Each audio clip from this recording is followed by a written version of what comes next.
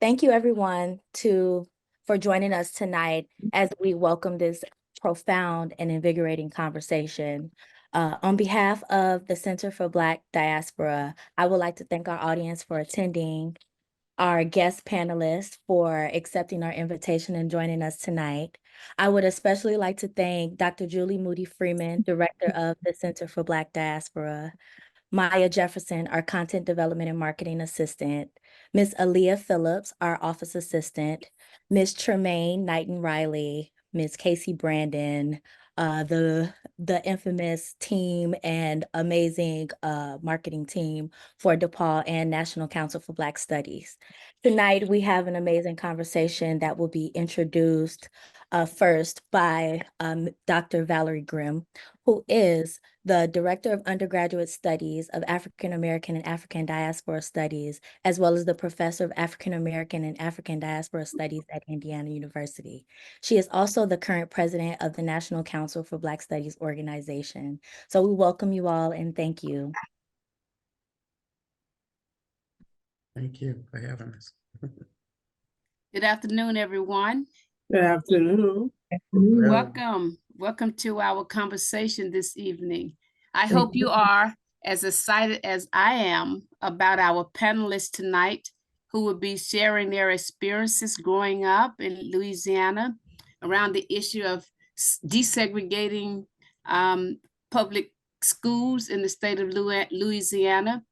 I hope you will listen closely and write down exciting questions, but really search for the meanings and lessons that they will be providing in the messages that they give to us tonight.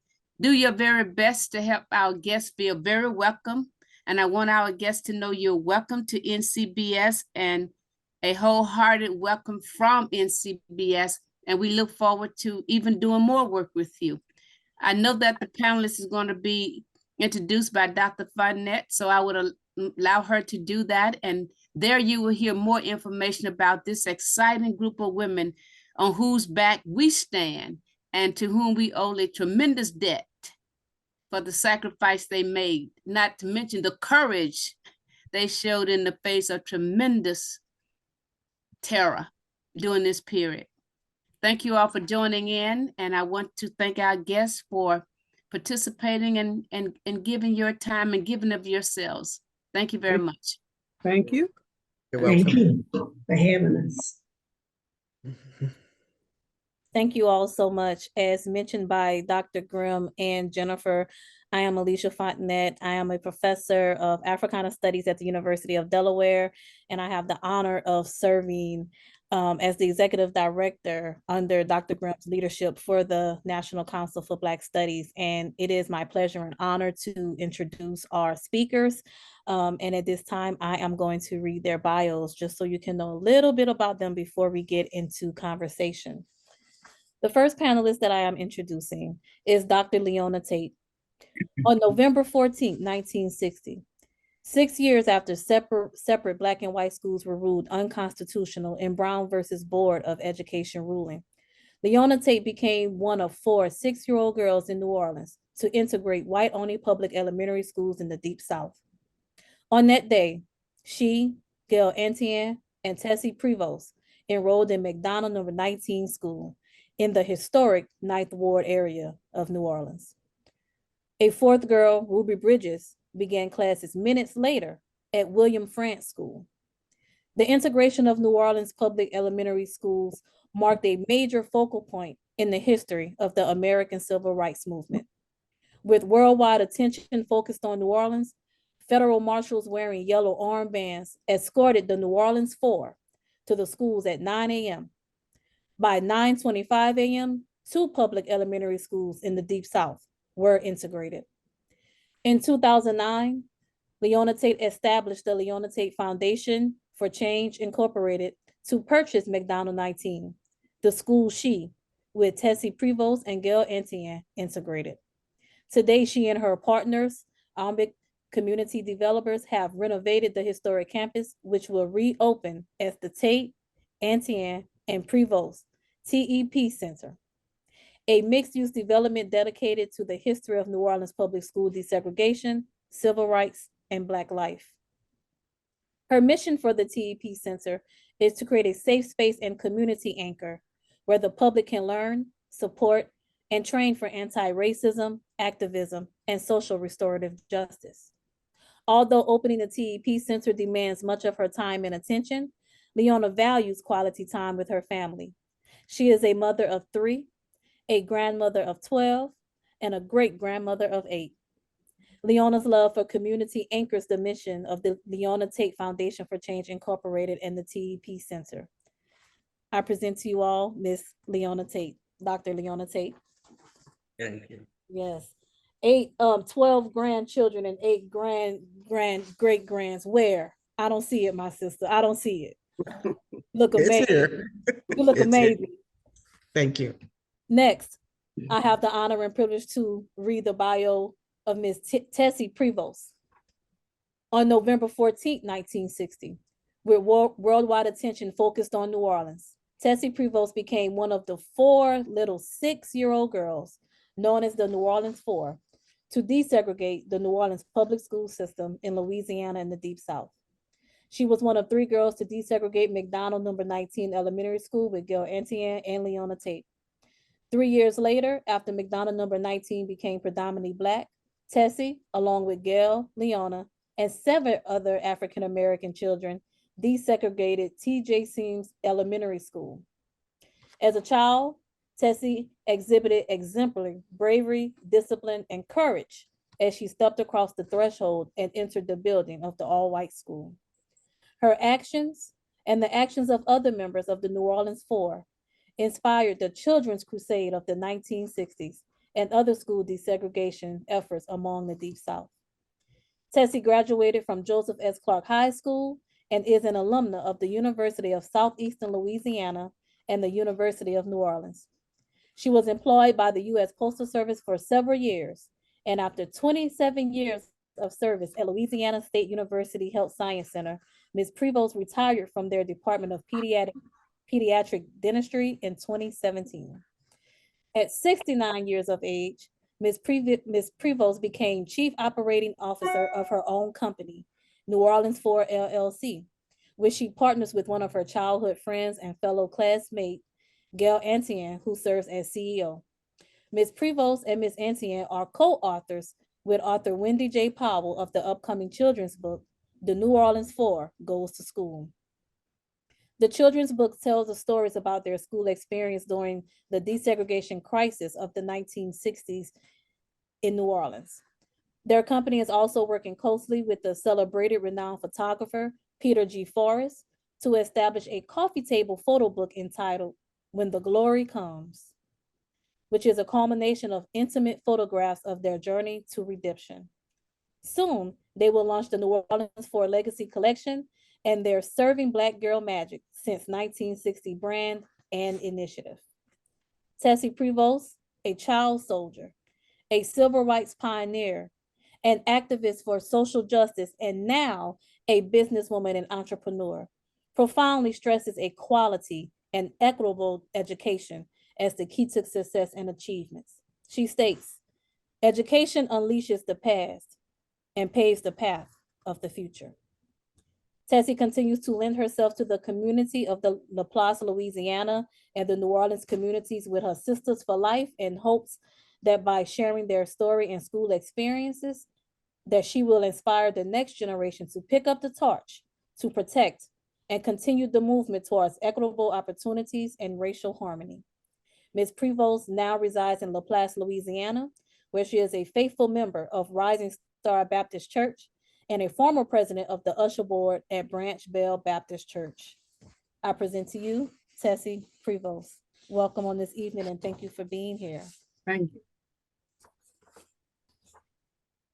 And our last sister with that beautiful purple background, because it's one of my favorite colors, so I wanted to point that out.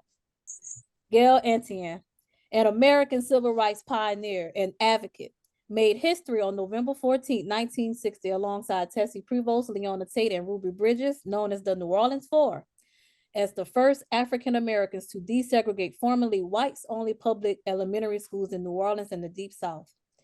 With global attention on New Orleans, The 4 6-year-old girls, escorted by U.S. Marshals wearing yellow armbands, enrolled in 2 schools that morning.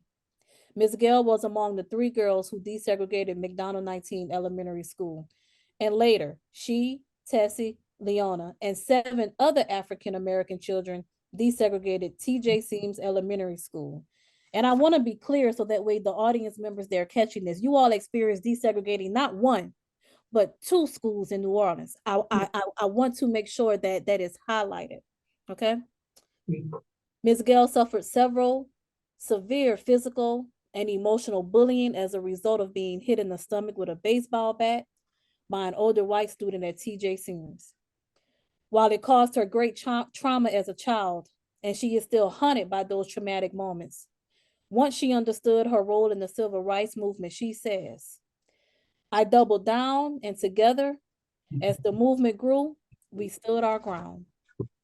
Ms. Gail said that if she had to do it all again, she would, because it opened doors and it helped to galvanize the New Orleans resistance movement, and it inspired the Children's Crusade of 1963.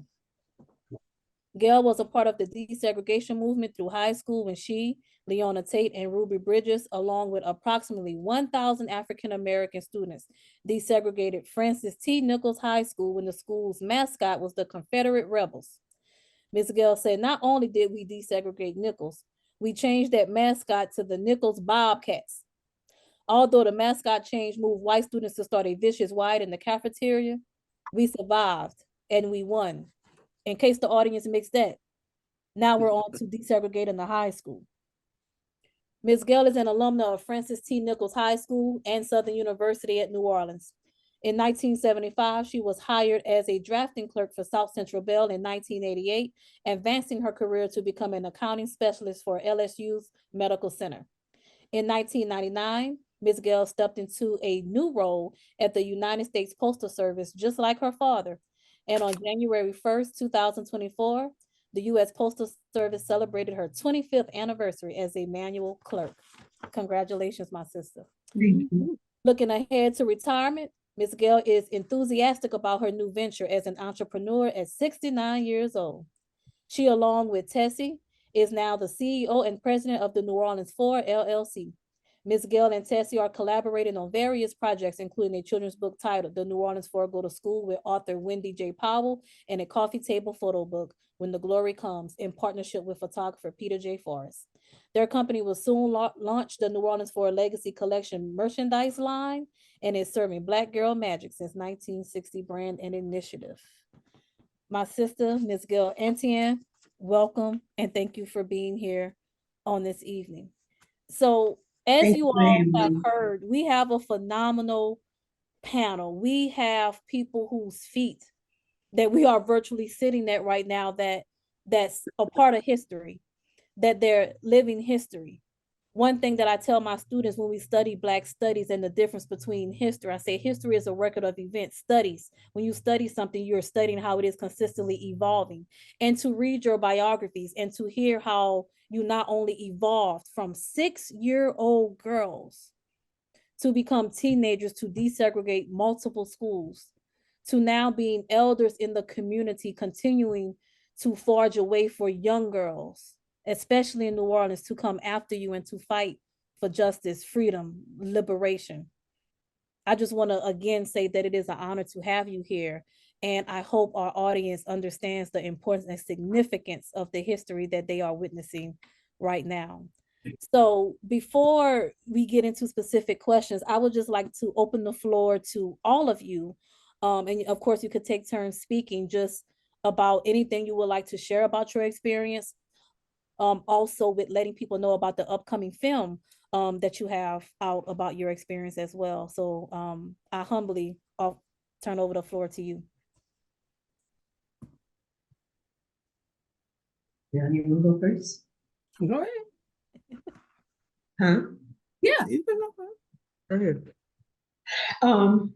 I'm truly excited about today. Thank you again for having us. It's been a long time. It's been 60 plus years, and we have waited a long time to get this recognition. We made a lot of sacrifices for that day, and I hope that America and the Black people, Black students today take advantage of all of the advantages that they have for them. Things were different back then. A lot wasn't available to us. And I just want them to know that I'm excited about what's happening now. We're going to have this film coming out. We're going to have a book. And I'm just looking forward to what's going to happen in the future because I'm ready to retire. I just want to say that I'm grateful for this opportunity to speak to you all. And I want to stress the fact that our parents made a big decision, and they were the courageous ones who had set out to do this and were committed to it. And that is the 6 years of elementary school that we went through, that they had made a pact, in a way, commitment to stick those 6 years out. You know, I went to the desegregated schools from 1st to 6th grade, but then that was it for me. Gail and Leona, they were the brave ones, you know, but that was it for me. I had enough, and it was bringing out things in me that just wasn't Tessie, and that was best for me that happened, because it was a traumatic experience for elementary school children. So I want to stress too that we had courage that was instilled in us by our parents. Leona, you have something? Hello, everyone, and thank you for having us again. I am so interested in leaving a legacy of racial equity. So just thinking about what we did in the past is very important. For many years, I really thought it didn't matter because you didn't hear much about it, you know. But my focus and my push for this was when President Obama was elected, and I felt like our story needed to be told. So my fight for the building was because their attempt was to really tear it down. If the building would have been torn down, our story would have been dead. There wouldn't have been anything to tell. So now by purchasing the building, story can continue. I'm fascinated when children come in and they see the building. They walk the building. It's the same way that we went into the building. They see the film. They see this black and white film and think this happened way back in.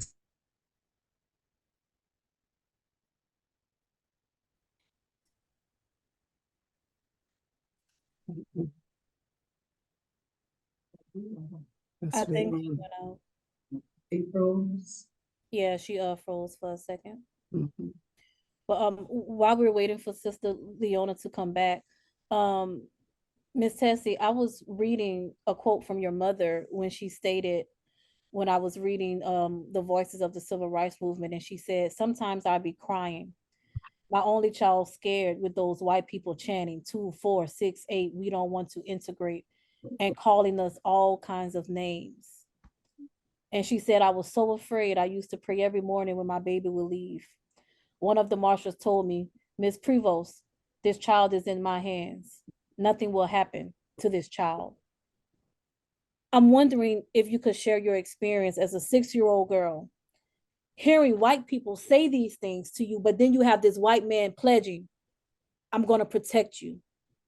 How did you perceive that? How did you comprehend, if you did, what was happening at that time? As I said, I'm the mother of a 7-year-old son, and I can't imagine him even comprehending having to experience that. So could you please share your perceived perception of what was happening at that time? At that age, there was no way for me to perceive this. And I did not see the fear in my parents.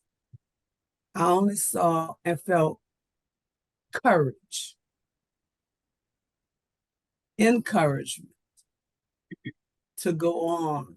You know, I didn't know 2468, we don't want to integrate. I mean, when we went to the site and there was this crowd, this was the same place that we walked, my daddy and I, because my mother didn't like Mardi Gras from a child. She never liked it. And so we would walk there to see the parade, that very spot. And so that's the only thing that I could distinguish that with. So I didn't feel like anything was targeted towards me. I later, when we reunited with the marshals, and I spoke with Marshal Butler, who was one of our marshal escorts, and I think he was from North Carolina. And I asked him about pressure, any pressure he had when he went back, when everything was over, and he went back to his neighborhood. Did he get any pressure, any, hard feelings, ugliness from neighbors or even family members? And Marshal Butler was a very straight out person, I learned, when we reunited, and take charge. And he said that when he looked at us, he saw his children, because he had children around the same age with us. And for somebody to dare his child from going to school. And so he said he would be darned if somebody got in the way of us doing the same thing, because all we wanted to do was go to school. That was it. And so there was no rift between us. Even when we were little, we'd get in the car and ask in the evening, how was your day? You have homework, these kind of things, And so I myself really trusted him. So I didn't see the crowd and him. I didn't see anything connected. So I had no reason not to trust him. And my parents, I was the only child. A very, very close-knit, and for them to put me in the hands of somebody else, they trusted them too. So that's where the encouragement came from me. It's from my parents. And I had my grandmother, my mother, and my daddy. And nothing but positive things were said. There was no hate words or whatever. So no, I didn't see that connection, at that time in my life. 6 years old, I'm worrying about my front teeth when they're coming back. So I didn't see the connection. Thank you for sharing. And Ms. Gail, would you like to share your story, your perceptions of that as well, seeing these crowds, seeing these men? Well, my story starts a little different because I don't really remember what happened that morning before I got to school. I remember, I guess I blacked it out, but I remember from when we were in the marshal's car and they turned the corner and I saw this mass crowd of people, and I'm looking out the window, and my mom and dad were there, but I was still scared because I'm wondering, why are these people, grown-ups, standing up there screaming and howling, saying all kinds of things. Some of them had garbage can tops in their hands. One lady was pregnant, and she was out there, I guess I can say, acting a fool, because that's what she was doing, and I'm wondering why they were acting that way towards us. All we were doing was just going to school. I'm just 6 years old. What could I have done to make somebody that angry with me? You know, and as far as my marshal, the marshal that escorted me, his name was Warren. And he was a tall, nice looking guy. And Tessie and Leona laughed when I say he was my boyfriend, you know, because I was with him every day. We had the same marshal. Tessie had Herschel and Leona had Mr. Al, and I had Warren. And he just made me feel comfortable. I didn't have any problems with him.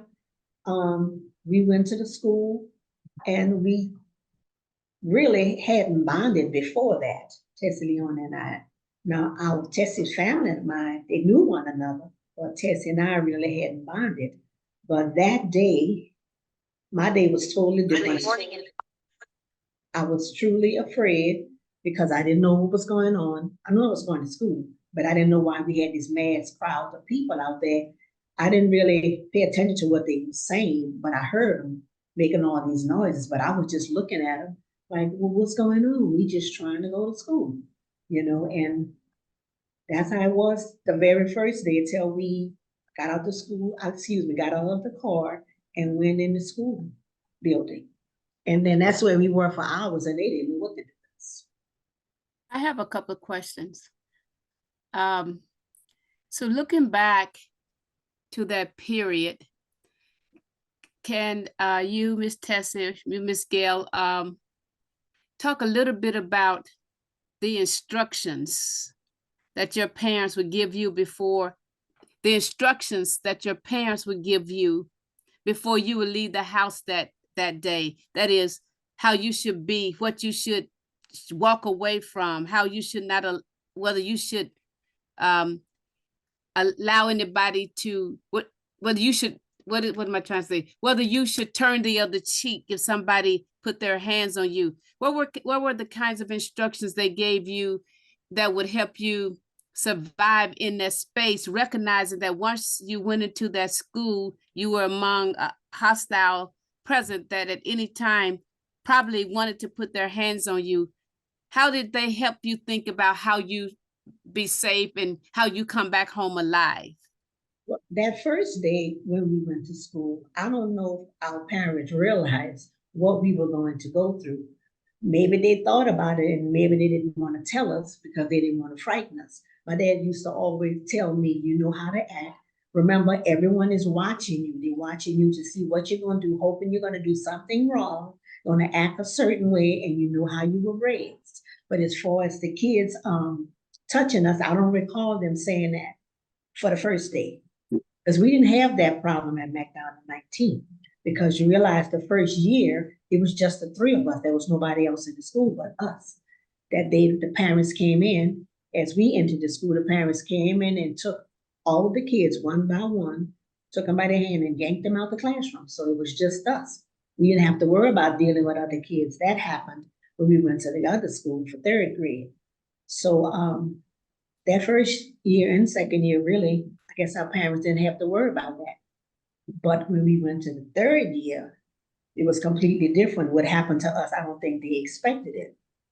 And I used to ask my dad, you know, my dad would say that regardless of what we went through, when we got to Sims, if he had to make that choice again, he would do it again because we were entitled to go to any school that we wanted to. You know, they had better books, they had better buildings. And so he said, why we can't, but we should be able to do exactly what we wanted to do. And that's just the way he felt. He said he would do it all over again, even knowing what had happened to us, because we had a rough time at Sims. We had a rough time at Sims. McDonogh 19 was a cakewalk compared to what happened at Sims. You know, can you describe that a little bit? Give some example. What happened at Sims that if it doesn't pain you too much to remember, what happened at Sims that make you think the third year was an incredibly difficult year for those of you who were integrating the school? Oh, at least I know I did. Yeah, From it was. I rode the bus, and we fought on the bus, in school, coming home from school. Number one, when Gail mentioned that I don't think New Orleans or Louisiana was expecting what happened to happen. Maybe they, from what I can understand, figured it was going to be like a little local something or whatever. You see the news. But I had an aunt that lived in Washington, D.C., and she called us up that night. And it was all over the news, all over the country. That's when I think New Orleans took a look and said, look, something is happening here. And like Gail said, that was a breeze for us because we were in school for an entire year. This is 3 of us and our teacher. But once we got to Sims, the parents didn't take the kids out of school. They were there. And they were strong. And I had never seen children be so mean. You know, it was ridiculous. I'm sorry. I don't know what's happening.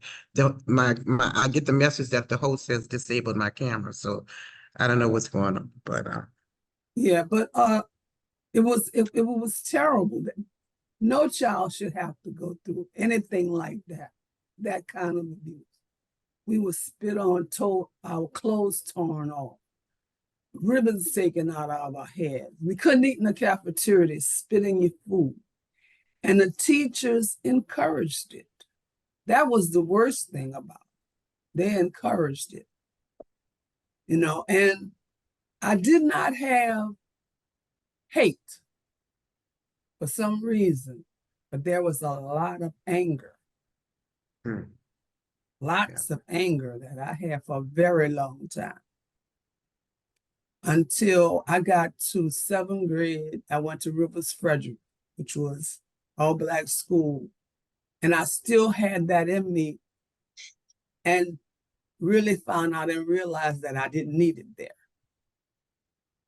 That I didn't need that. I remember seeing a clipping of myself. The name of it was A Nation Divided.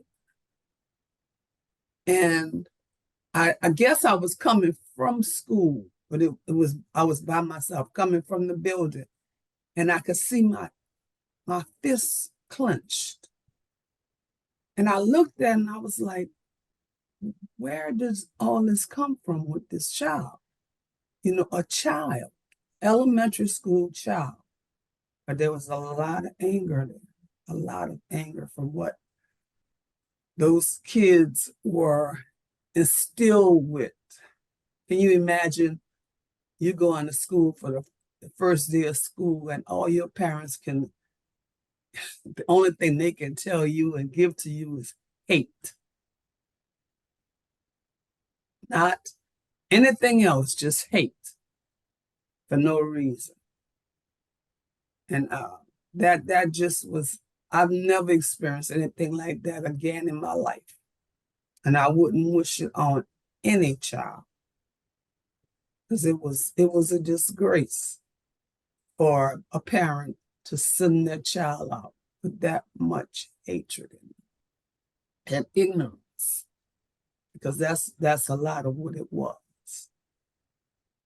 You know, Dr. A.P. Turo Jr. told me about these two families lived in shotgun double house. And in New Orleans, where we lived, was like working class. So they didn't have like apartments or housing projects. There were family homes. And there was a white family lived on one side, a Black family lived on the other side. And the day of November the 14th, this white woman asked the Black woman to watch her children so she can come and protest those little nigger children.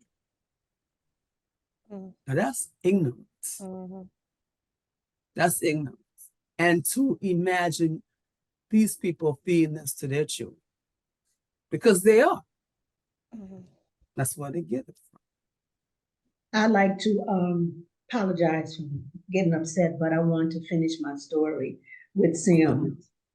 And then Leona could probably say something too. I was hit in the stomach with a baseball bat. And the teachers didn't do anything. The principal didn't do anything. It was like it was just a regular day at school and nothing extra happened. My dad used to write notes to the principal. You know, that's the type of person he was. He would write notes and thinking that something was going to change, but nothing did. It was the same. Like Tessie said, the teachers were encouraging the students to do different things to us. At recess time, we used to go outside and had this little ficus tree. And you know, that's not a big tree, but we could all pile underneath the tree at break time. And that was our safe place, underneath that tree. And what we experienced at Sims, as Tessie said, I wouldn't wish on anybody, and especially young children. So I have to say about Sims, it was horrible. The parents would be out there in the morning when we come, and we had to walk through the line of the parents on each side of us. We didn't have no marshals to protect us there. We went there on our own by ourselves. Our parents dropped us off, and that was it. And we had to deal with that every day. So Sims was completely different.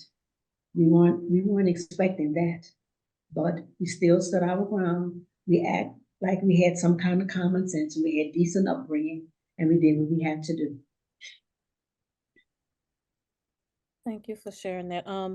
In conversations we had earlier this week, you all mentioned prior to this, having white friends, like neighbors living together, right? Like, you know, you knew there was a difference, but you didn't see racism. You didn't experience those hateful acts prior to your experiences. So I'm wondering if you could speak to a shift in your perspective, in your relationships dealing with white people prior to your experience integrating the schools. Then once you started experiencing these traumatic events, how did it, if it did, impact your perspective of how white people seen you, or even how you may have seen yourselves? Leona, you want to say something more? I really, to me, it didn't make a difference. Because we were trained and prepared to do what we were supposed to do. And I'm sorry, for some reason the camera's not working on my end. I don't know if y'all can Yes, see we're me. trying to fix it now. Thank you. So sorry. Okay, because they said the host disabled it. But I don't even know if we paid attention to what others thought. You know, it was just focused on what we had to do and the way we were prepared to just do the right thing and the mannerisms that we were taught, and it was just different for us, you know, and we couldn't understand the opposite way. And even today, I have a lot of white You know, it's just we just couldn't understand it. And but our preparation was really, well, mine was, I know was just, they were, you know, my family didn't talk around me to make me afraid. So I wasn't afraid, but just to see others act the way they were acting. But it took me a long time to realize that it was because of the color of my skin. So a real long time. Well, my neighbors, I Go had ahead. neighbors, I had neighbors in my block, like 2 houses down, and their kids and I would play every day until that day. After that day, well, then they didn't want to have anything to do with me anymore. And I didn't know it was the color of my skin or not. I just knew that we went to that school, and then things started to change in the neighborhood. Like Leona said, I don't think we realized color back then at 6 years old, that it was making a difference. I had people in my family that color, so it really did make a difference to me. You know, it's just, it's crazy. It's really crazy. When you say changes in the neighborhood, can you explain that? Well, I couldn't go by their house anymore, and they sure enough stopped coming by mine. And we used to play. I mean, it was like one white family, one poor white family. But that didn't matter. We were just friends. You know, I mean, at 6 years old, you know, you go on the block and you do hopscotch and you jump rope and you play and all that. And you go in one another's houses, but all that stopped. You know, that stopped. And then really and truthfully, after that, I couldn't go outside and play anymore. My childhood, Right, exactly. it changed. Exactly. We couldn't go Exactly. outside and play anymore because they were worried that some people, somebody wanted to do something, just wanted to harm us. Exactly. So I would go around the corner by my grandmother where it was fenced, because my house was on the corner and it wasn't fenced. And my grandmother had a house that was fenced and it was in the middle of the block. And that whole block, everybody in that block was black, I think. And so I had protection around there when I went to their house. But my life, and I'm sure Tess and Leona's too, all of that completely changed. You wasn't the same. You couldn't go out and do the things that you used to do anymore. And There's no more outside playing. no. No more. And as I said, to show that people want to do things to us. I remember one night, my dad went outside and he was standing on the porch. And then my mom went outside and she was standing on the porch. So then I'm the only child. So I'm gonna go outside and see what they're looking at. So I went and I was standing between my mom and dad, peeping around my dad to see what was going on. And they had this white guy out there, and they had a big old black car, and they had the police out there. And they had him at the back of his car by his trunk, and they had handcuffs on him. And they opened up the trunk of the car and they pulled out this big gun. Now to me back then it looked like it was, I don't know how long, but obviously now I realized it was a shotgun. And they arrested him and they took him away. Now as to what, and the police was shining lights. I lived on the corner. The police had a lot across the street from my house, and they were shining lights on our house, spotlights. And like I said, they took him away. And I don't know what happened to him. And if they said something to my dad about it, he never mentioned it to me. I don't know what happened with him. And I know my mom was a nervous wreck. So I know they didn't tell it to my mom. They might have said it to my dad, but I never knew what happened to that man or whatever happened with that situation. So things like that you had to be concerned about. I mean, I had never had nothing like that happen before. And then it came to my house. It was in front of my door, you know. So our life changed. Things weren't the same anymore. They really weren't. Drastically, it changed. Yes, yes.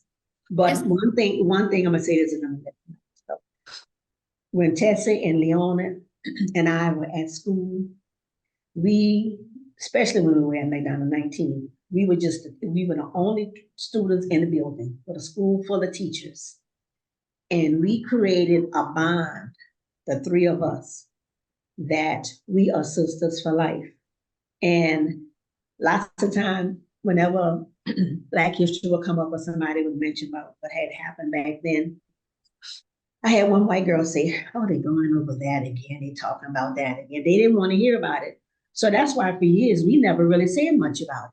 You know, only time I talked about it basically was when I was with Leona and Tessie. You know, I was glad when we got together because I could talk about it. Nobody really wanted to hear about it, talking about white folks. And then even to the Blacks, I had a few Black people say, well, I did the same thing. You know, yeah, but you did it in 1970. I mean, we talking about in 1960 we did it, and you were a teenager. We were 6-year-old babies, you know, so it just, I don't know. We created a bond, and today we still have that bond, and I want us to keep that bond. I like it when the three of us are together. I really do. And they know that because I'm always saying that.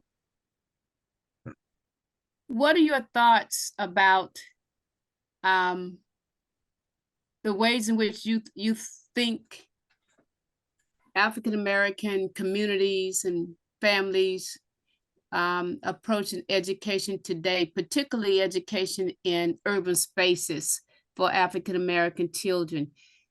Do you think that the same commitment is there? It seems to me that you come from a place, that the three of you come from a place where parents really understood that their children and African-American children really had to have an opportunity for the best education possible. Do you feel that that same kind of spirit in the land today when it comes to education for African American children? Not at all. Not at all. I get to see a lot of children. Now I'm gonna tell you this, when they do come and see and watch a video of the experience that we have, it brightens their their broad horizon, because they leave out a different way. I tell them all the time, we had to be obedient to what we were going through, because it could have been dangerous if we wasn't. I don't think it will work that way for children today. Children today have their own mind, They fight.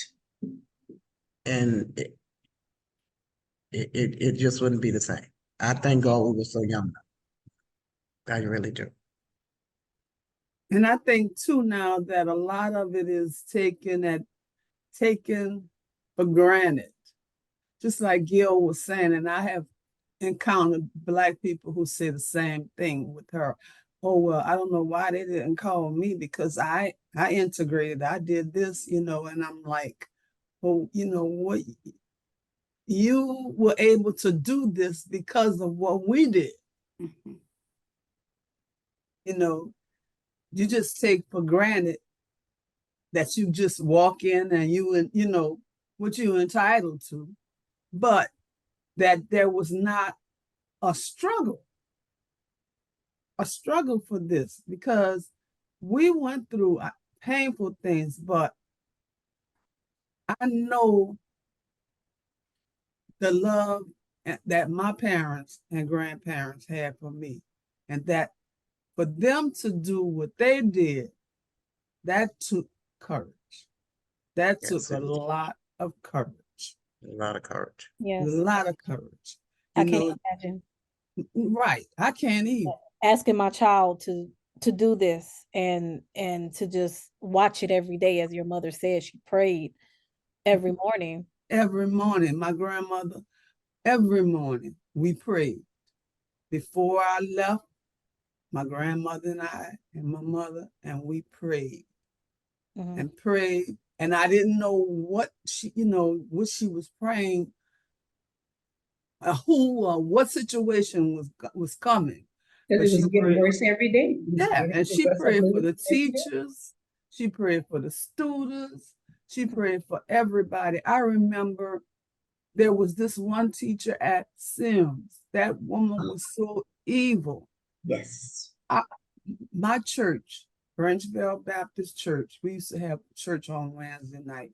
Baptist folk, we got church the whole week. Something going on. Mhm. And we had Wednesday night service. And the church got down on their knees and prayed for this woman. Mm. She was evil. Evil. She was That was Leona's teacher. You True. can talk about Miss Dunn. Oh my goodness. I see her in my nightmares. And I guess I had brought this to my parents and to whomever. The church got down on their knees, the entire church prayed. I think we were overwhelmed with the overprotection that we had. Yeah. We were so protected. I can Right. remember, no matter where I went, there was always, once the marshals brought us home, the police department from New Orleans guarded our houses at night. And I can remember on the weekend, I would leave my house and go spend the weekend at my aunt's house in a different area of New Orleans. And the police car would follow us there, and they would stay there. Mhm. So there was no more playing outside, and whoever came to play with me, we had to know that they were coming. Mhm. There were no pop-ups. Right. Because None at all. they couldn't None come at in. all. Now, None of them. anybody, no matter who it was, if it was family members, they had to be notified before coming there, because they couldn't come in. Mhm. Like she said, we were protected by family before this, because I know I was sheltered. We all were. Right. And so once this happened, there was definitely It was a big change. big change. I remember I remember being, because we had a fenced-in yard, and where I lived, it was like a little street. If you didn't know where it was, you couldn't find it. And I wanted to get out and play. The children in the street play, and I jumped the fence. You know, get out. And this neighbor across the street from us, Miss Mahoney, and she spoke like French, this broken French, and she called, screaming, calling my mama, telling her, Tessie's out the yard. Tessie's out the yard. I thought I was free, you know. But like she said, we were so protected. You Yeah, know, we were. everywhere we were just protected, you know. And I didn't think my friends growing up remembered that, but I could remember a friend when I started working, and she married a guy that was from my neighborhood. And he said, "Oh yeah, that was a little black girl that was always behind the fence." we could not branch out anywhere. It was not, no, that was not going to happen. No, not at all. And mind you, that's a norm in Louisiana, especially New Orleans, because I know even growing up years after y'all, I couldn't leave out the front yard. Okay, so you know, that's the thing. You can't leave out the front yard. And hearing you all tell your stories, I definitely hear stories of fathers. I hear a lot about mothers, grandmothers, and praying. And 60 years later, in 2020, we celebrated the 60th anniversary of this. And with so much promotion now about your story, you all sharing your story during this time, I think is really relevant and timing in a time in America where stories like yours are being banned. And it's unfortunately that you are fighting being banned even more before, you know, well, legal ban had been a thing since the plantation when it comes to Black people in books, right? But you've already had to struggle to get this story out. So now in a time and place in America and the world where our stories are being banned, especially stories of Black women, right? Understanding as young Black girls who are now young Black, you know, Black women with this story to tell, there's not a rush or excitement to make sure the world knows about the New Orleans Four, the McDonogh Three, right? So I'm wondering, where are you now with the further promotion of your story, making sure people know what happened November 14th? In a bit, we'll show a clip from the film and have Deidre come on to explain more. But before we do that, I want to hear your thoughts on the importance of you all knowing the importance of making sure people know your story, that people know Leona, Tessie, and Gail, and what you did for New Orleans and Black girls like me growing up. We Well, I just want share that everybody to story know the just whole about story. every day, you know, because we get visitors every day. And it gets repetitious sometimes to me, you know, it gets to the point where, oh Lord, I got to do it again. But it's necessary. It's really necessary, because when you go to the schools, they don't know anything about what we did. They have no clue. On purpose. Right. Right. So if the schools don't want to teach it, what's the best place to learn it? But at the TEP Center. And we just And want it's not- everybody to know the whole story, the true story, not parts of it. Right, exactly. Because it was 4 of us. It might have been 2 schools, but we were 4 girls, and we all went through the same. Well, I can't say we all went through the same thing, because I don't think Ruby had the problems at her school. But you know, it was 4 of us, and we should. Well, it should have been 5. Well, yeah, that's true. But we should have gotten the recognition that she has gotten, and it's unfair. You know, that we have to go through this to try to get the recognition that we deserve and to get the story out there. You know, but thank God for Deidre. I thank her every day, because as the producer, she's getting the story out there. She's doing a fantastic job. She's hustling and bustling and working and getting that story out there. It's like she revived us from the dead, you know, because people didn't know a lot. It's amazing the people in New Orleans, Louisiana, especially New Orleans, that didn't even know about us at all.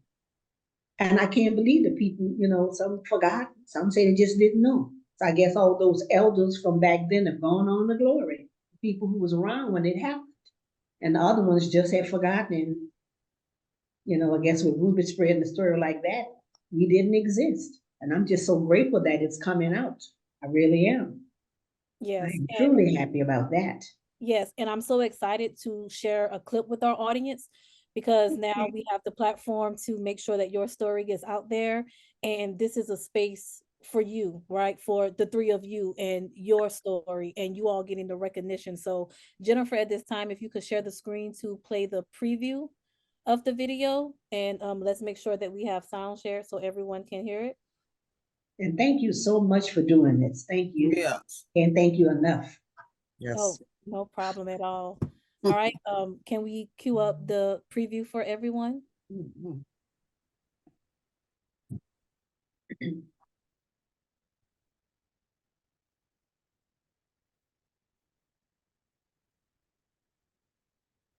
And is the make sure when you hit share, you hit share sound as well.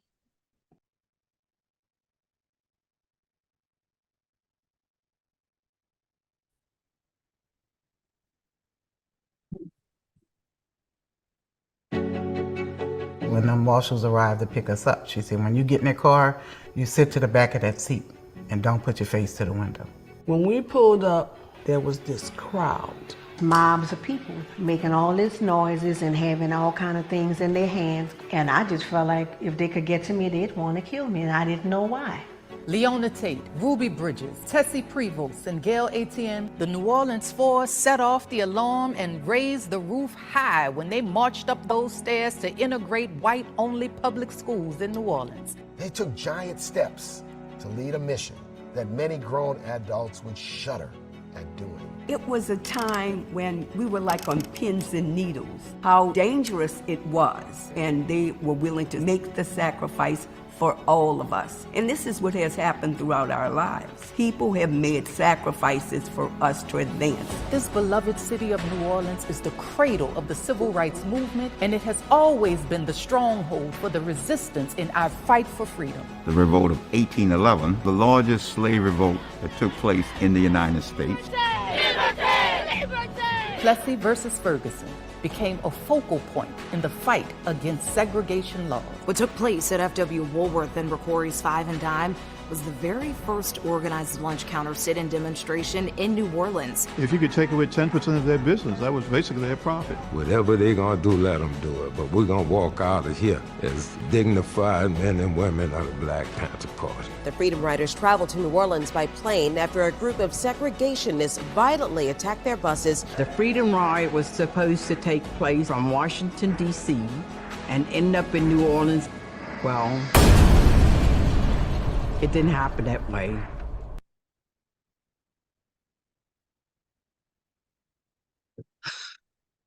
Wow. Amazing. And I do want to pay homage to another recent ancestor we just gained as well, as a native of the city and an alumna of Dillard University, Dr. Edgar Dookie Chase. You passed away yesterday. Did transition yesterday. Yep. So we do pay homage to him. It was refreshing to see him in that video just now. A pillar to New Orleans, just like his mother and the whole Chase family. I was just with him. Yes, but especially to Dillard University, someone who motivated many Black students on that campus, which is a fitting story with what you all have shared about your experience with teachers and educators and having people who believe in you, who actually want you to learn. And that's who Edgar Chase represented. So I definitely send my condolences to the Chase family. Okay, I didn't know you did. too. Yes. At this time, we have a special guest who I just love, her style and her fashion. She actually influenced me to wear a hat to class today. So Deidre has joined us to share some insight with the film and to share the story behind the film. And then Deidre, while you're still on, I'm also going to bring the PowerPoint on after we talk about the film, so that way we could help narrate some clippings and highlight of these sisters right here. So Deidre, if you could share about the film. So I'm excited about doing this story because it gives us the opportunity to tell the full story. How did these 4 girls get to those stairs. You know, they didn't just appear like little elves, you know, there was a story. There was A.P. Turo, the lead attorney, who you see next to Thurgood Marshall there in that collage of pictures with the girls. There was a hurricane of things happening all at the time. In September 1960, those sit-ins at McCurry's and Woolworth's on Canal Street was taking place. And so there was this culmination of all these things happening. And it was Judge Skilly Wright who worked directly with the NAACP legal defense team to actually move forward with with Bush versus Orleans Parish. Now, what many people don't know is that Bush versus Orleans Parish was filed before Brown versus the Board of Education. The premise of the argument was Plessy versus Ferguson, and we all know who Homer Plessy was. And if you don't, he was tried.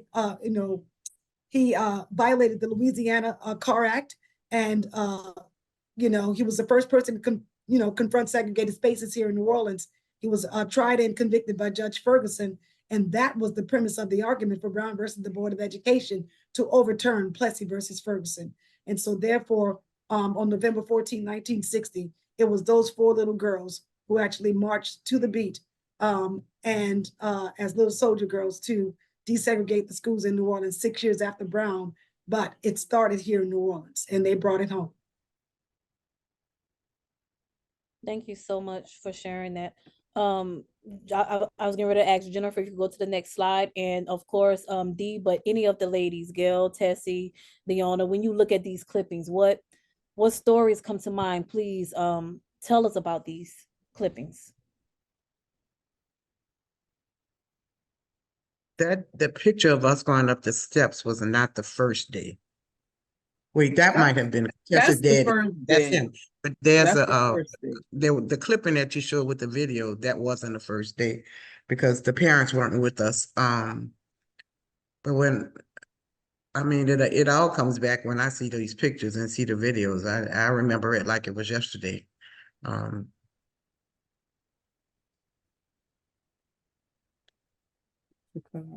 Is Gail?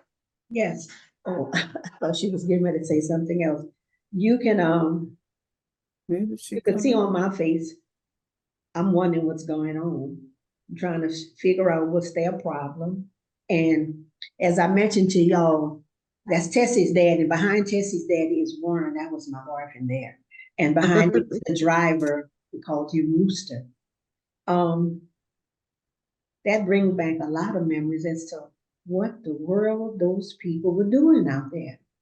It really does. But looking at that first day and looking at me and thinking about that, I don't, at my age now, I don't know how we did that, but we did. We did what we had to do. Our parents instilled in us to do what you have to do. It's so captivating just looking at these images. Hmm? It's so captivating just looking at these images, just imagining what's going on. Yeah. Now that we know what happened back then, at the time we didn't know what was going on, but I was waiting for the parade to come. I thought a parade was coming. I didn't think about it. And I went to the same spot that's in front of that school. We all did, our families. My grandpa used to park his car there the night before, and we would be close up there for the parade, but it didn't look like no parade to me. I think those people were acting, having garbage cans in their hands. I didn't think it was a parade. I guess I'm the only one who didn't think that way. I tell everybody, everybody asks, is that you looking out the window? I said, no, I would have caught a good spanking for that one. Because I was already told not to put my face to the window. I said, oh no, that was Gail. That was Gail. Yeah, and with me, when we got to that spot and we were getting out of the car, my daddy told me to look straight ahead. Put my hand in his hand and look straight ahead. He said, because I'm here with you. So I really didn't. I saw the crowd because I think I snuck a peek. Seriously. But I just didn't see it in a frightening way. Because maybe because of what he had told me before when we were getting out of the car, that he was there. And that's who he was to me, a protector all my life. So I felt safe. I don't know what my daddy told me, but I was looking at that crowd of people and I was scared. I didn't know what they was gonna do, why they was acting the way they did. But I'm proud of that picture. I'm proud of that day, all our pictures that day. I am. Thank you. And I see we have some more clippings here. They had a Christmas party in your honor. It was given for us by the Deltas. Yeah. And oh, from what I can remember, it was probably the best Christmas we had because we had enough toys to give away. Because I know we gave a lot of. But it was real special. It was real special. Yeah. I am late. The labor union home. I see the clip where you all describe parents taking their children out of the schools. That's in the upper left-hand corner on my screen for viewers. We're noting New Orleans schools desegregated with no violence. Entry of 4 little girls climaxes at an 8-year battle. And of course, they have Gail's picture right there. The next slide, Jennifer, please. Okay. All right, please tell us about this picture. You all look older, of course, 4 who braved the storm of This school. was the last time all 4 of us were together, to be honest with you. This was in 1983. There was a group of ladies that got together. The main person with this group her name was Elizabeth Rogers. She was a 92-year-old white lady. And she had formed a committee, and she said before she died, she was going to get us the recognition that we should have gotten. And this was at City Hall Council Chambers. And it was a beautiful day, but she died right after that. She did. She passed away right after that. And we were never together again, the 4 of us like that. Never. No, that was our last time. Farewell. I don't, quite remember the first time, but I remember from pictures. But I do remember our last time. Thank you. Next slide, Jennifer. All right. I definitely wanted to speak about this, and I know Dee may have a few words to say about this as well, especially Leona. You all spoke so proudly of this marker, so please share the history of this. How did this come to be?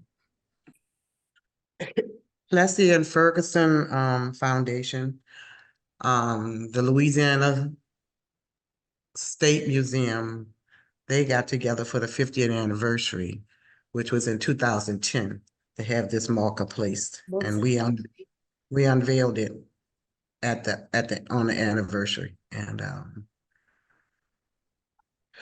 it's beautiful. That's an older picture because I really need to get it redone. And it sits in a neutral area right in front of McDonogh, well, the CHEP Center now. That's the year we saw the motions, right? First time we had seen the motions. Yeah, for the 50th anniversary. The 50th anniversary, yeah. Thank you. That's struck. And at this time, I want to bring Deidre back to speak about the petition that you all are currently working on. As I think, and please, Jennifer, let's make sure we put that link in the chat as well. Dee? So the really important thing that I would love people to know is that somehow across this country, there's different elected officials in states outside of Louisiana who are actually, based on the popularity of the single story about Ruby, they're moving forward with these proclamations and resolutions to only celebrate one of them on the historic date of November 14th. And so I've partnered with the Color of Change platform, and the petition is up there. We're organizing right now so that we can make sure that all 4 of these civil rights pioneers, just like the city of New Orleans and the state of Louisiana has recognized it as a special day of observance.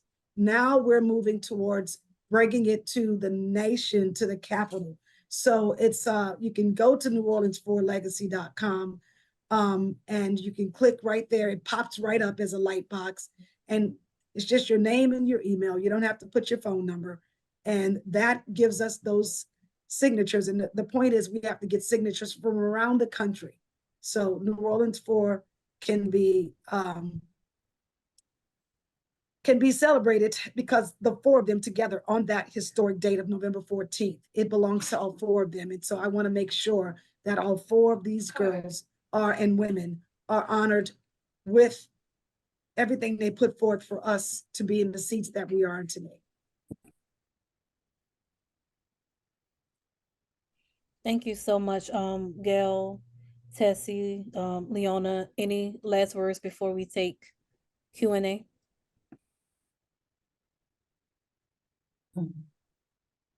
I'm just so grateful that this is finally happening.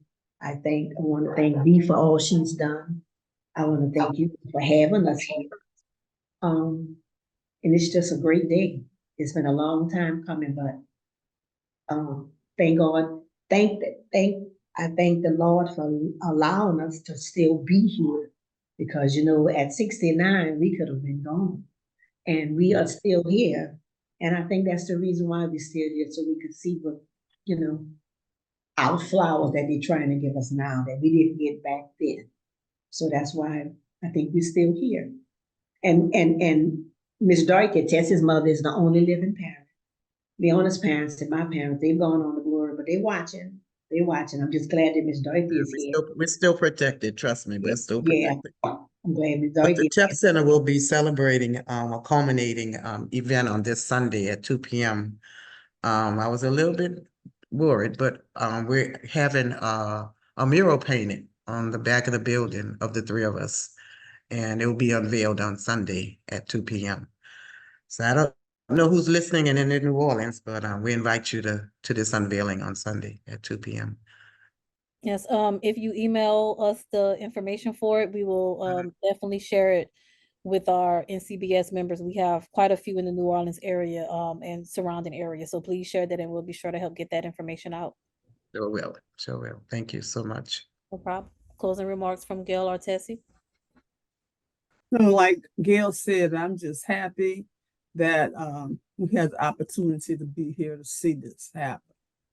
And like she said, to give us some flowers while we're still able to smell them. My grandmother used to she had a beautiful garden. She had a green thumb. And she would get up in the morning when I was leaving for school, and she'd pick some flowers and wrap them with wax paper, and they were for the teacher. And this was at least twice a week, no matter what teacher it was. Just let them know that who we are, what we stand for, and they did it with dignity. That's what I love about it. When Michelle says, when they go low, they go high. She goes high. She goes high. When they go low, she goes high. That's courage. That takes courage. And that's what my parents and our parents had. That had to be a decision only made through prayers and trust in the Lord. Oh yeah. That's it. Thank you all so much. Jennifer, at this time, are you gonna lead the Q&A? Yes, I will. So I want to thank everyone for sharing their questions. And I want to thank again, Ms. Prevost, Ms.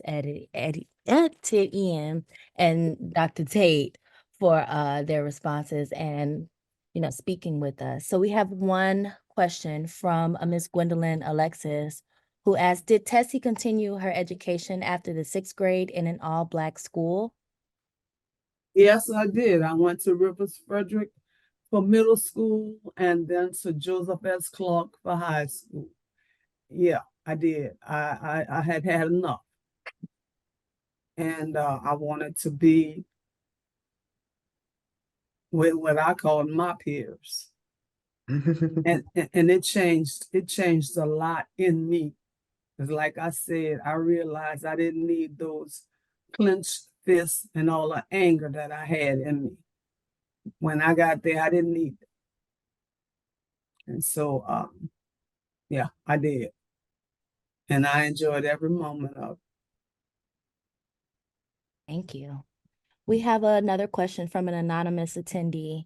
Did your experiences change the way you look at white people? And this one wasn't specific to anyone. Considering what I went through, getting hit in the stomach with the baseball bat, all other things, we all went through that. And I can honestly say it hasn't changed. I mean, when I talk to my friends at work, the white friends at work, you know, I tell them the three of us have lots of reason to hate white people. But first of all, I don't hate anybody, but to dislike white people. And we have the sense to realize that everybody didn't feel that way. Those kids were taught that. Some of them it was in because of their parents, but some of them, they were just taught that. I had one girl to touch me and tell me, oh, my mama told me if I touched you, I was gonna turn black. And she was surprised that her skin didn't change. You know, so with having a good reason to dislike white folks, I honestly can say that I don't dislike them all.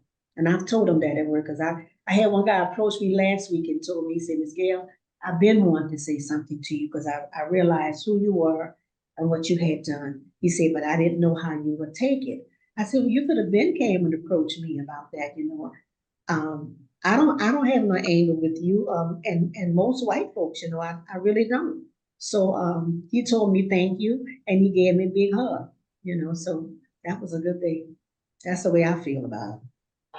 I don't think I do either, and I never did. And I've been asked that a lot. Do you hate white people because of that? No, and I think it's because we weren't taught that way. We weren't raised that way, you know, and you know, but I could tell you this, I don't hate them, but I could tell you when I'm being tolerated. Yeah. You know what I'm saying? That I'm only being tolerated. It's not sincere. I can tell you, I can pick up on that. Yeah, we have a lot of that.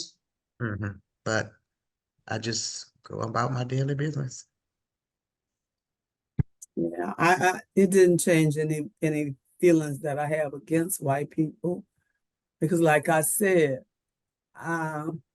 it was really ignorance, you know, and that's dangerous. But I didn't feel hatred toward white people, and I still don't. And they have some crazy people out here, but then that's all around too. But like I said, it wasn't hatred for me, but it was a lot of anger built up. You know, anger built up in me, but not hate. We weren't, like Leona said and Gail said, we weren't taught hate. You know, that wasn't the solution. Thank you for your responses. We have a question from Dr. Sequetta Sweet. They ask, did you have siblings? And if so, how were they affected by your experiences? I was an only child for 8 years, so my brother wasn't around when it first happened, and then he was young when I was going through that, so it didn't affect him at all. I had a younger sister, but she doesn't remember it. We were 3 years apart, and she doesn't remember hardly any of it at all. Yeah, I was an only child until 13. So then my sister know. I don't think that what we went through affected her as to where she had, she had to experience the same thing. You know, I think that no matter who and no matter what period of time you live in, you're gonna experience some prejudice. But I don't think that she experienced, I know she didn't experience what we experienced and went through. at a time, because she went to McDonogh 19 when she came. You know, she went from 1st to 6th grade when it was integrated. Because from what I understand, there were Black children, there were white children, Hispanic, well, mostly Black, Hispanic, I think she said Asian, yeah, Asian Vietnamese that she went to school with. So it was it was different. It was it was different. I don't think she experienced that, what we went through. Thank you, and thank God that they didn't All have to right. do that. I want to call on our attendee who has their hand raised. Gwendolyn Alexis, I will allow you to speak and ask a question.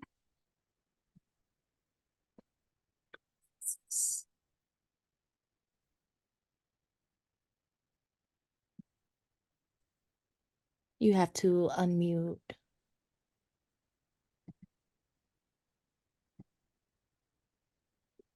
This is just a follow-up question or just a comment to Tessie, who said that she didn't have to experience all of what she had gone through first to 6th grade when she transferred out after that.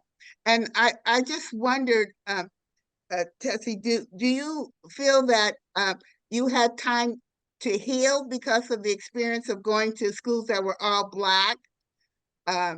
Or is there no healing that takes place once you've experienced that kind of traumatic experience, especially at an age when you're developing your image and your self-trust and self-belief?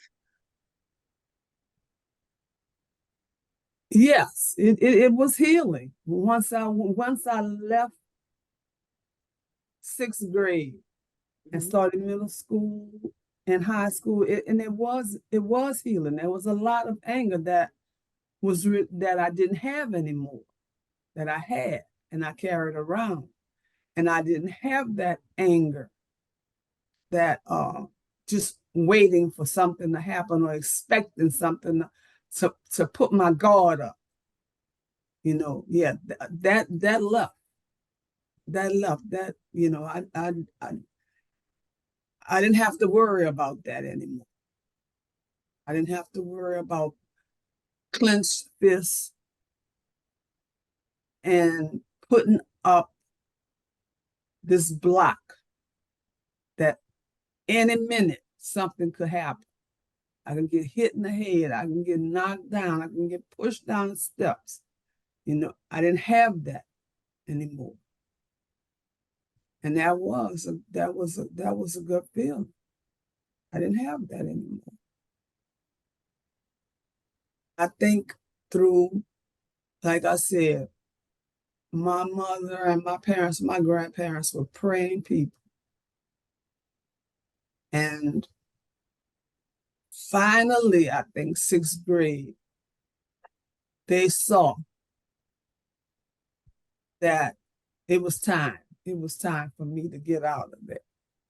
You know, and once I left there, it took a while because I expected things to happen.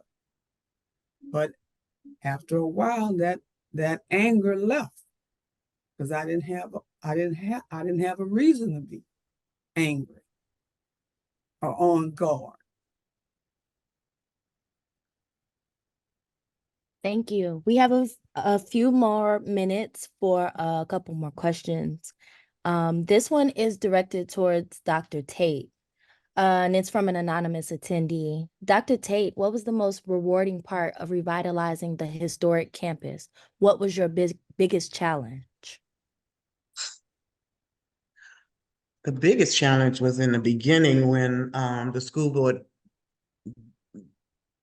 it just took them a long time to release it, wanting to release it. And they didn't know what they wanted to do with it. Even demolishing was part of their, you know, suggestions to do with it. And I knew I couldn't let that happen, but I think the most, I don't know, sometimes I still think that I'm dreaming, because when we did finalize that we were going to be able to acquire the building, it was like it happened so fast. Everything, after working so hard after 9 years, it just took off, and it's still taking off. And it's just rewarding being able to bring back that story and know what we went through, and we went through it together. And each day it's something new. It's always something new every day. But just to begin to see our children coming and beginning to understand what we went through makes me think that they'll appreciate school a little better. So that's what's rewarding to me. Thank you. And we have just time for one more. And I'm sorry to everyone that has asked questions and we weren't able to get to them. We promise that they are valued questions. And I think that this question is kind of great to end on. So an anonymous attendee asked, what is your hope for America in the future, considering the state of the country now? We stop seeing color. That's a good one. That's a good one. Everybody's equal. Everybody's the same. And I just think that they should enlighten people, and hopefully this will enlighten some people. It may not be everybody or whatever, but just some enlightenment of what contribution Black people made to this country. I had a history teacher when I was in 11th grade, American history, and he had us to buy a separate book from the textbook, and it was America. I think it was like two volumes, America from slavery to so and so, and then America from emancipation to a particular time in the future. And he would always tell us that we have our history and we should be proud of our history. But our history is American history. It's something America should know. Not just set aside 1 month of the year. You don't teach American history 1 month of the year. It's every day. So why can't we have that enlightenment about the contributions that we made? But we got to keep telling those stories, because Right. if these laws reverse, it'll be good. We're going to regress. We're going to be right back where we started from. Mm-hmm. And I encourage everybody to keep telling these stories, keep reminding people of what happened and transpired 60 years ago or 64 years ago. Sacrifices that were made. People sacrificed that. Some people died, trying to make changes in this world. And it's a fight. It's still a struggle. Yeah. And it's going to be a struggle. It wasn't easy, and a lot of opportunities are available today that weren't there back then. So take advantage of them. Do your best, take advantage of them. Don't let them just slip by. Because like Leona said, people died. We went through some stuff too. Not just us, other people. So don't let this opportunity pass you by. Give it your best.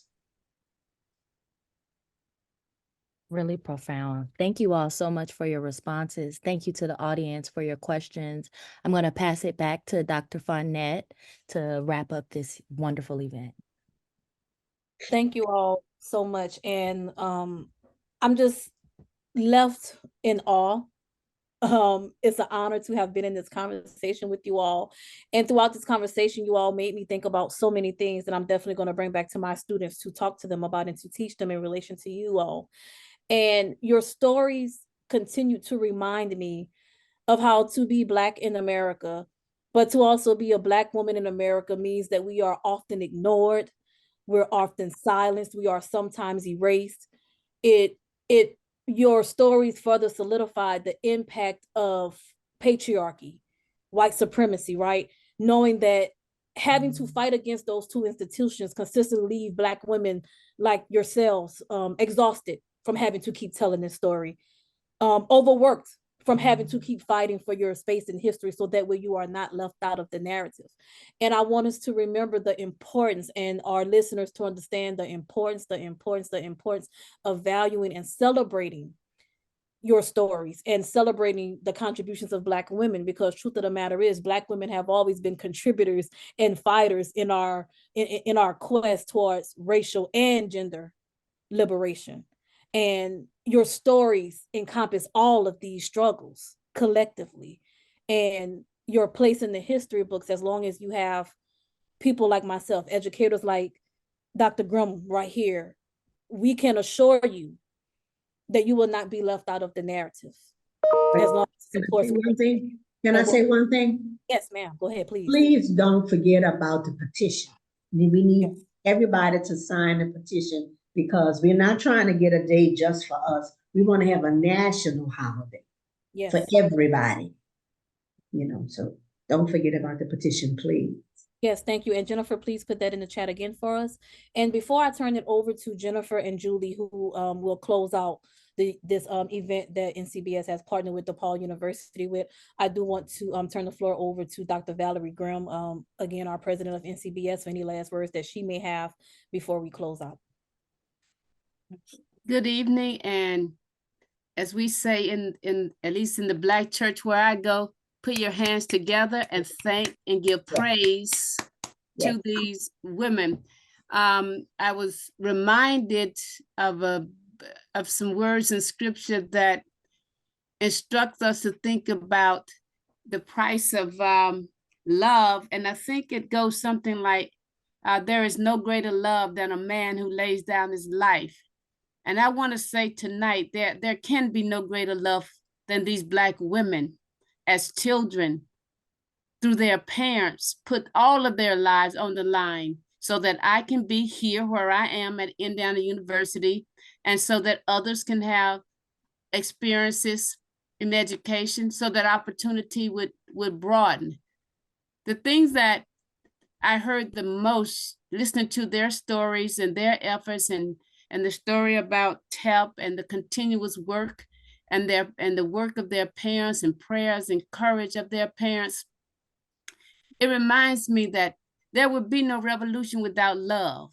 You have to love in order to get through this stuff. I grew up in Mississippi, and I knew exactly what these sisters were talking about when they spoke about how their parents pushed back hate in order to help them believe things were possible. So tonight, I want us to remember them, sign the petition, give thanks for their work, but do more than that. Do what they just said. Go out and do something.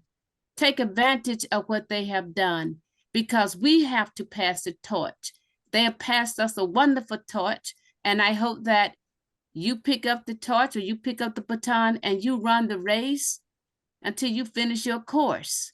And thank you for being here tonight, and thank you for sharing your experiences. And we wish you all the blessings that comes with the sacrifices you have made. And on behalf of NCBS, we're happy to participate and hope that we can help you in any way that you need help. Thank you. Thank you. Thank you so very much. And we are blessed. Thank you so much. Thank you all so much. And we'll have our director, Dr. Julie Moody Freeman, close out on this wonderful event. But thank you all so much again. I'm truly honored, and I appreciate your time. And I know that it's going to make mountains move. So just thank you. Thank you. Thank you. Thank you. Thank you. Tessie Prevost, Gail Etienne, Dr. Leona Tate, thank you so much for bringing your stories that expand the history of civil rights in this country and the diaspora. Thank you so much. to the National Council for Black Studies, Dr. Alicia Fontnette, who led this, our moderator, Dr. Valerie Grimm. It's been a pleasure collaborating with you. Look forward to the future. I would like to reiterate everything that's been said before. Please click the links in the chat, and particularly the one for the TEP Center so that you can stay connected to what's going on. Have a wonderful evening. Thanks to all of you who have attended. This has been such an honor. Thank you. Thank you. Thank you, everyone. Thank you.